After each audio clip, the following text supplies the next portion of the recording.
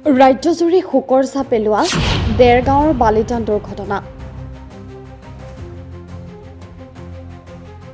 যি দুৰ্ঘটনাত বছা ভৰলুৱা গাঁৱৰ প্ৰায় 12জনকৈ লোকে হেৰুৱাইছিল প্ৰাণ। সেই অভিশপ্ত দুৰ্ঘটনাৰ এটা বছৰ ইতিমধ্যে উকলি গ'ল। নতুন বছৰ আহিলেও এতিয়া গাঁওবাসীৰ বুকু কঁপি উঠে।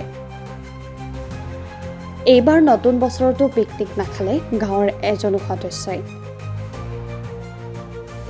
কিন্তু নতুন বছৰত বছা ভৰলুৱা গাঁওবাসীক এটা সুখবৰ দিলে দেৰগাঁৱৰে এগৰাকী সমাজকৰ্মীয়ে।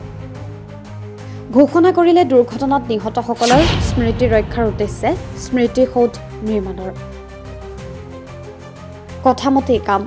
দেৰগাঁৱৰ সমাজকৰ্মী বিবেক বৰাই ব্যক্তিগতভাৱে স্মৃতিসৌধৰ সমুদায় খৰচ বহন কৰাত গাঁওবাসীয়ে আগভাগ লৈ অৱশেষত মাংগলিক ৰীতি নীতিৰে স্থাপন কৰিলে স্মৃতিসৌধৰ আধাৰশিলা। লগতে সমাজকৰ্মী বিবেক বৰা পদক্ষেপক উপচাই পেলালে প্ৰশংসাৰে।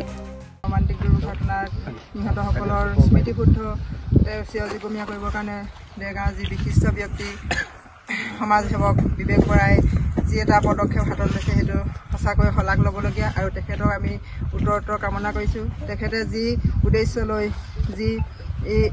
এটা মহান উদ্দেশ্য লৈ আমাৰ এই স্মৃতিসৌধভাগ আমাৰ মাজত চিৰজীৱনীয়া কৰিবৰ কাৰণে আগবঢ়াইছে। তেখেতকো আমি অশেষ ধন্যবাদ দিছোঁ আৰু অনাগত দিনত যাতে তেখেতে আৰু সমাজৰ কাম কৰি যাবৰ কাৰণে ভগৱানে তেওঁক সাহস দিয়ক সেইটো আমি আশা কৰিছোঁ।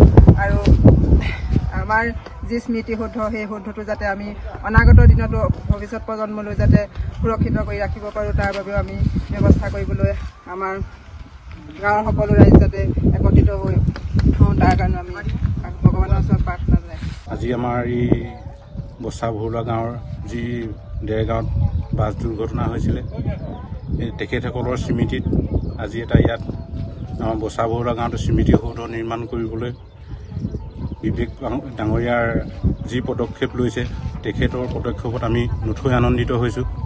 তেখেতে অনাগত দিনতো যাতে এনেকুৱা শুভ কামৰ কাৰণে আগবাঢ়ি যাবলৈ ভগৱন্তই তেখেতক সহায় কৰিবৰ কাৰণে আমি প্ৰভু ভগৱানৰ ওচৰত প্ৰাৰ্থনা জনাইছোঁ।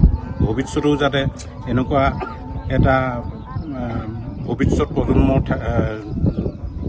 প্ৰজন্মৰ কাৰণে এইটো এটা স্মৃতি ৰৈ যাব তাত আমি বহুত আনন্দিত হৈছোঁ। ইয়াকে কৈছোঁ। MMD focus update Guwahati.